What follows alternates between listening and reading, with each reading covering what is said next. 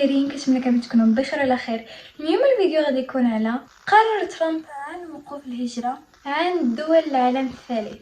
ترامب أعلن مؤخرا رغبة أو أمر بوقف دائم أو تعليق هجرة ما وصفها بدول العالم الثالث، لكن لم يحدد لائحة مفصلة في ذلك المنشور. وفي الوقت الحالي أصدرت إدارة ترامب إعلانا أو إجراء يقيد دخول مواطني بعض الدول النامية والضعيفة في الاقتصاد. في يونيو 2025 أصدرت إدارة ترامب رسوما رئاسيا يقيد أو يعلق دخول مواطني بعض الدول، ثم نشرت لائحة تتضمن دول من إفريقيا والشرق الأوسط وأمريكا اللاتينية في صيغ متباينة، حظر تام أو قيود جزئية. هذا الإجراء شبهته الصحافة بتوسيع لحظر الذي اشتهرت في إدارة ترامب الأولى. خبراء القانونيون والتنظيميون أشاروا إلى أن صياغة اللائحة تستهدف الدول الضعيفة